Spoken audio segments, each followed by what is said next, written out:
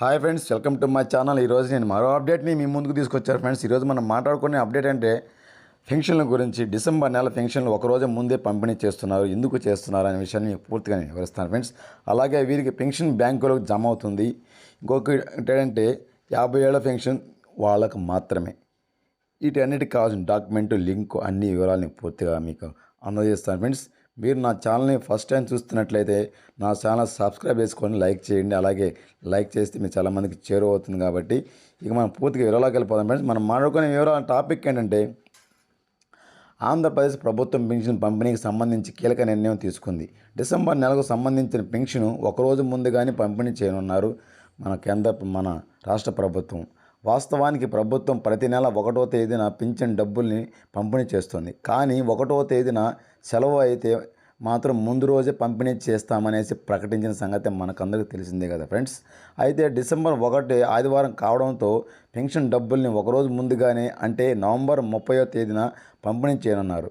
Pension తీసుకునేవారు ఈ విషయాన్ని గమనించగలరనేసి అధికారులు అందరికీ చెప్పడం జరిగింది ఫ్రెండ్స్. అంతేకాదు 1వ తేదీ సెలవుగా ఉన్న నెలలో 2వ తేదీ మిగతా పెండింగ్ ఉన్న పెన్షన్ని పంపిణీ చేయాలని ప్రభుత్వం సూచనలు చేసింది. ఒకవేళ 2వ తేదీ కూడా సెలవు ఉంటే ఆ మరుసటి 3వ తేదీన పింఛన్ పంపిణీ చేయాలనేసి ప్రభుత్వం తెలిపింది. ప్రతి నెల 1వ తేదీన సెలవు దినం వస్తే సచివాలయం ఉద్యోగాలకు ఇబ్బందిగా మారిందనేసి అందుకే ప్రభుత్వం ఈ నిర్ణయం తీసుకుందనేసి ఈ కూటమి ప్రభుత్వం తెలియజేసింది ఫ్రెండ్స్. అంతేకాదు పెన్షన్లకు సంబంధించినటువంటి ప్రభుత్వం మరో కీలక నిర్ణయం కూడా తీసుకుంది ఫ్రెండ్స్. వరుసగా 2 నెలలు కానీ పింఛన్ తీసుకోకపోతే 3వ నెల కలిపి మొత్తం పింఛన్ డబ్బులు ఇస్తారు. ఒకవేళ ఒకేసారి తీసుకునే వెసులుబాటుని కల్పిస్తుంది. ఈ నెల నుంచి ఈ నిబంధనల్ని అమలు చేస్తున్నట్టు ప్రభుత్వం కూడా జారీ చేసింది ఫ్రెండ్స్. అలాగే ఒకవేళ ఎవరైనా వరుసగా 3వ నెల పెన్షన్ తీసుకోకపోతే వారిని వలసదారులుగా గుర్తించి పింఛన్ రద్దు చేస్తారు. ఒకవేళ వారు మళ్ళీ వచ్చి పెన్షన్ కోసం దరఖాస్తు చేసుకుంటే మళ్ళీ మంజూరు చేస్తారనేసి ప్రభుత్వం తెలిపింది ఫ్రెండ్స్. ఇది మీరు గమనించవలసిన విషయం అన్నమాట. అంతేకాదు పింఛన్ తీసుకునే వారు చనిపోతే ఆ మరుసటి నెల నుంచే ఆ పింఛన్ చనిపోయినటువంటి భార్యకు పింఛన్ ఇచ్చే విధానాన్ని కూడా తీసుకొచ్చింది మన ప్రభుత్వం ఫ్రెండ్స్. ఒకవేళ పింఛన్ తీసుకునే ఆ వ్యక్తి ఆ నెల 15వ తేదీలోపు మరణించి వితంతువుకు మహిళ తదుపరి నెలలో 1వ తేదీన పింఛన్ మంజూరు చేస్తారనేసి ప్రభుత్వం తెలిపింది ఫ్రెండ్స్. వీరికి కావాల్సినటువంటి అర్హతలు ఏంటంటే ఆధార్ కార్డు, భర్త చనిపోయినటువంటి మరణ ధృవీకరణ పత్రం, కుల ఆదాయ పత్రాలు అందజేయాల్సి ఉంటుంది అధికారులు అని తెలిపారు ఫ్రెండ్స్. ఈ మేరకు దరఖాస్తులను కూడా స్వీకరిస్తున్నారు ఫ్రెండ్స్. అంతేకాదు ఫ్రెండ్స్, మరోవైపు దివ్యాంగ విద్యార్థులకు కూడా అంటే నేను చెప్పాను కానీ ఫ్రెండ్స్ వీరికి మాత్రమే అకౌంట్లో డబ్బులు వేస్తారు అని చెప్పాను కాబట్టి వాళ్ళ గురించి కూడా ఇప్పుడు నేను మీకు చెప్తున్నాను ఫ్రెండ్స్. మరోవైపు దివ్యాంగ విద్యార్థులకు కూడా ప్రభుత్వం మరో తీపి కబురు కూడా చెప్పింది ఫ్రెండ్స్. నివాసానికి దూరంగా విద్యా సంస్థలో, గురుకులాల్లో, హాస్టల్లో ఉండి చదువుకునే దివ్యాంగ విద్యార్థులకు ప్రతి నెల సొంత ఊరికి వచ్చి పింఛన్ తీసుకోవాల్సిన పరిస్థితి ఉండేది గత ప్రభుత్వంలో. ఆ ఇబ్బందుల్ని ఈ ప్రభుత్వం గమనించి ఆ విద్యార్థుల్ని సెలవులు పెట్టుకొని ఇంటికి రావాల్సిన పరిస్థితి ఏర్పడుతుంది. ఆ విద్యార్థులు ఇబ్బందుల్ని గమనించి దృష్టిలో పెట్టుకొని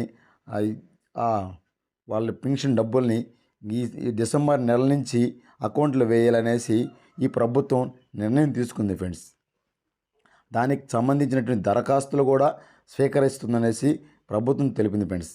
అంతేకాదు ఫ్రెండ్స్, ఆంధ్రప్రదేశ్ ప్రభుత్వం పెన్షన్లకు కూడా కీలక నిర్ణయం కూడా ఇంకోటి కూడా తీసుకుంది ఫ్రెండ్స్. ఏంటంటే 50 సంవత్సరాలకి పెన్షన్ ఇస్తానని చెప్పేసి కూడా కూటమి ప్రభుత్వం ఆల్రెడీ ఈ ఎన్నికల హామీల్లో సూపర్ 6 భాగంలో కూడా చెప్పింది ఫ్రెండ్స్.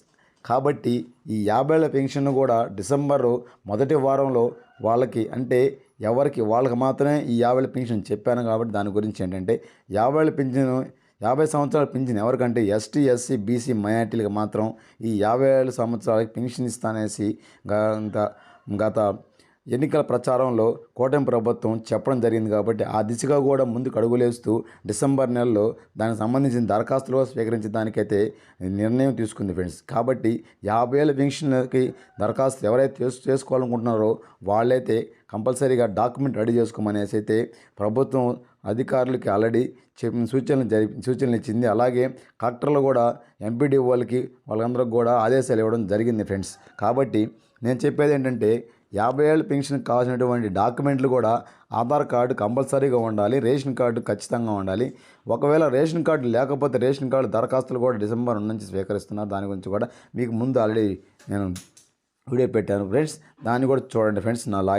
నా ఛానల్లోకి వెళ్ళి అలాగే దానికి కావాల్సిన డాక్యుమెంట్ ఏంటంటే ఆధార్ కార్డుకి ఫోన్ నెంబర్ లింక్ కంపల్సరీగా ఉండాలి. ఎందుకంటే ఈ 50 ఏళ్ళ పెన్షన్లకి ఆధార్ కార్డులు డేట్ ఆఫ్ బర్త్లు మార్చుకొనేసి తప్పుడు డాక్యుమెంట్లు పెట్టేసి డేట్ ఆఫ్ బర్త్లు మార్చుకొనేసి ఇలా చేస్తారనేసి పూర్వంలో ఇలాంటివన్నీ వెలుగులోకి వచ్చింది. కాబట్టి ఆధార్ హిస్టరీ తీసి ఎవరైతే 50 ఏళ్ళ పెన్షన్ అనేది ఆధార్ కార్డు మార్చుకోకుండా హిస్టరీలో ఉంటుందో వాళ్ళకి మాత్రమే ఈ పెన్షన్ని మంజూరు చేయబడుతుంది అనమాట. ఎవరైతే ఇప్పుడు డేట్ ఆఫ్ బర్త్లు తప్పు డాక్యుమెంట్లు పెట్టి డేట్ ఆఫ్ బర్త్ మార్చుకొని ఉంటారో వాళ్ళ ఆధార్ హిస్టరీలో తేలితే వాళ్ళకి పెన్షన్ ఇవ్వరనమాట. అందుకనేసి Aadhaar phone number link, Aadhaar update history తీసుకుంటారు.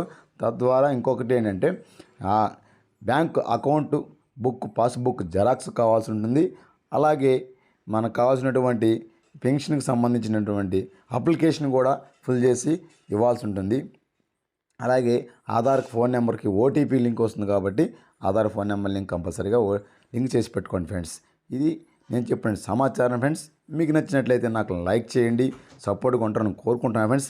మీకు ఈ చిన్న చిన్న పొరపాట్లు అన్నీ ఉంటే మన్నిస్తాను కోరుకుంటున్నాను. జై హింద్ ఫ్రెండ్స్.